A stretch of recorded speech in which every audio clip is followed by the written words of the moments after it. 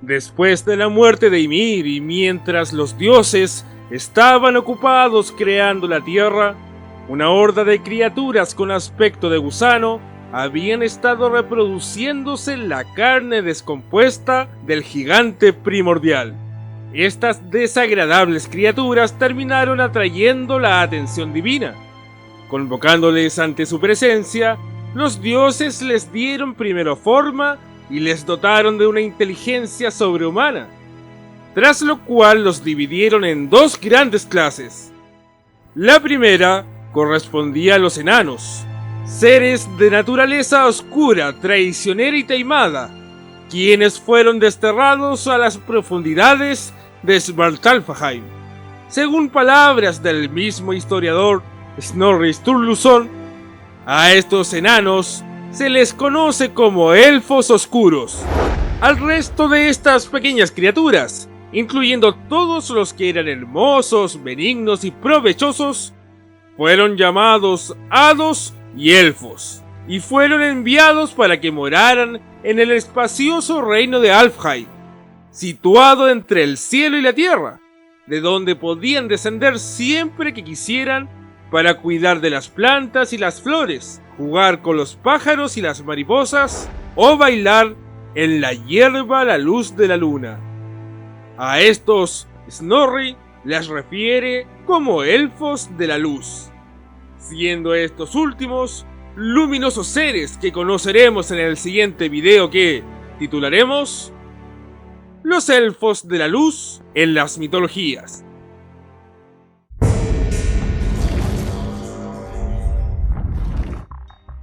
En nórdico antiguo eran llamados Alfar, y a pesar de que no existen descripciones más antiguas o contemporáneas, la aparición de seres etimológicamente relacionados a los Alfar en varios folclores posteriores sugiere fuertemente que la creencia en elfos era común entre todos los pueblos germánicos y que no se limitaba a los antiguos escandinavos. A pesar de que el concepto en sí mismo nunca ha estado definido claramente en las fuentes existentes, debido a que no existen mitos que hablan específicamente de ellos, los elfos parecen haber sido concebidos como seres o espíritus poderosos y hermosos. Es anecdótico entonces darnos cuenta que varios hombres famosos parecen haber sido elevados al rango de elfos luego de su muerte. Un ejemplo de ello es el rey Olaf Geirstad Alf. De la misma manera, según las antiguas sagas legendarias, el cruce entre elfos y humanos es posible en la antigua creencia nórdica. Por ejemplo, se hace presente el relato de una reina humana que tuvo un amante elfo y dio a luz al héroe Hogni.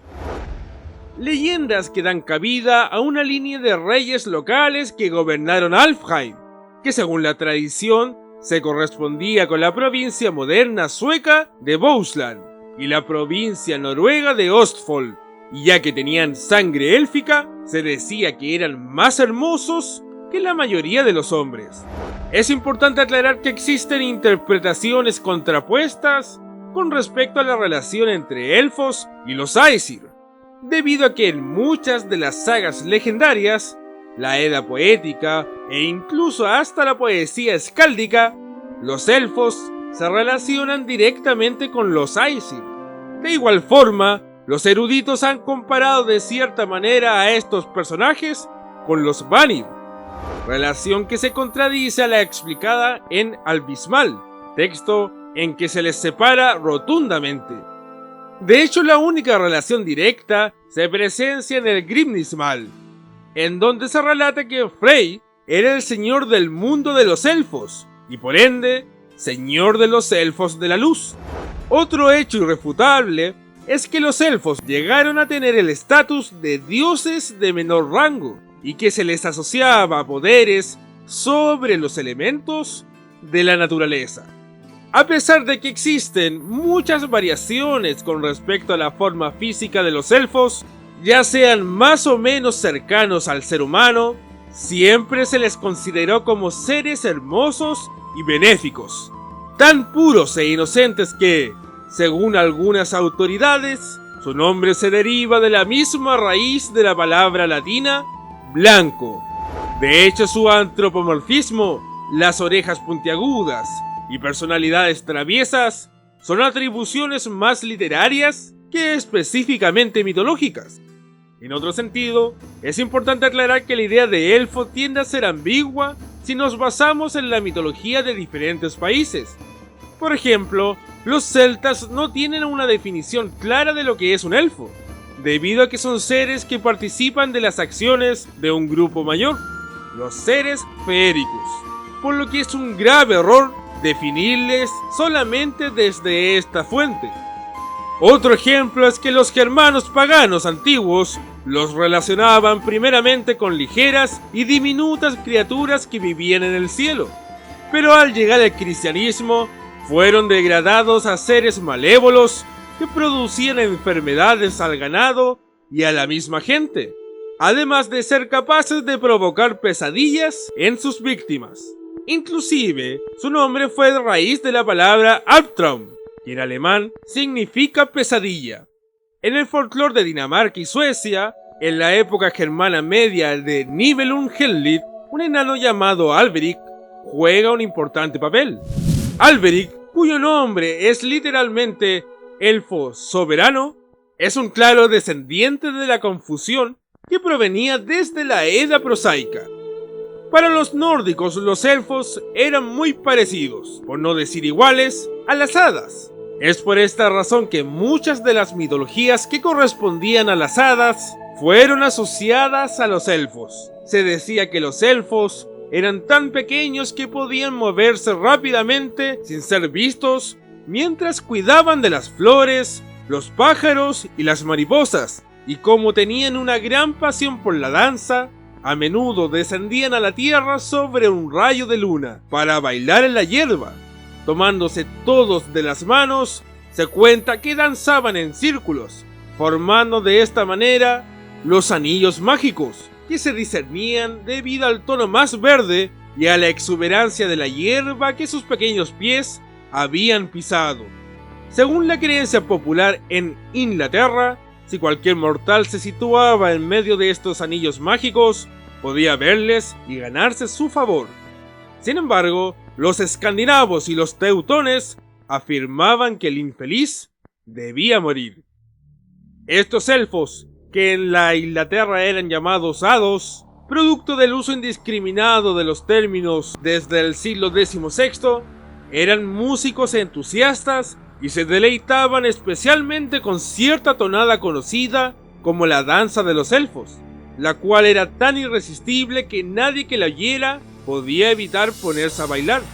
Si un mortal, acertando a oír esta música, se aventuraba a reproducirla, se encontraba súbitamente incapaz de parar y era forzado a seguir tocando y bailando hasta que moría de fatiga, a menos que fuera lo suficientemente hábil como para tocar la melodía al revés o alguien cortara compasivamente las cuerdas de su violín.